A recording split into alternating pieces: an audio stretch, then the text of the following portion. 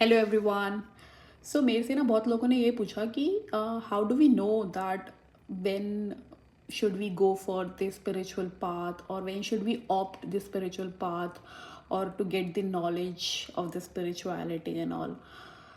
तो इसका ऐसा कोई राइट आंसर नहीं है, but the way you can think of is whenever you are getting any questions, जब आप में आपके मन में प्रश्न आना स्टार्ट हो जाए, तब आप अपने आप ही किसी भी मार्ग की तरफ झुका हुआ पाएंगे।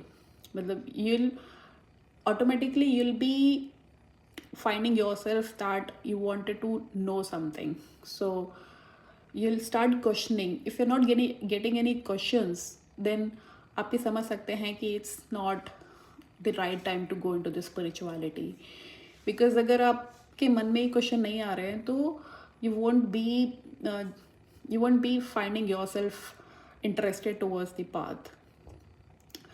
और अगर नहीं आ रहे हैं तो it's not bad, it's just that कि आप you don't want to go for it.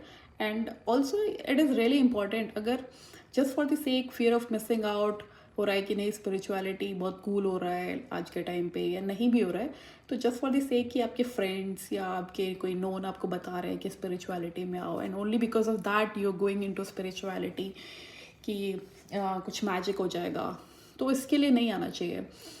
अगर if you'll only be finding it interesting when you are getting some kind of questions, right, and you wanting to know something, then only you'll be finding yourself very interested towards the path, and that be like justice, doing justice towards that path also. So yeah, this is the right way of analyzing whether you really wanting to opt that path or no, or is it just coming out of curiosity, or maybe it's coming only just coming out of कि सब कोई कुछ बोल रहा है आपको करने के लिए. Okay, so yeah, this way you can find it. Okay, bye bye, take care, have a nice day.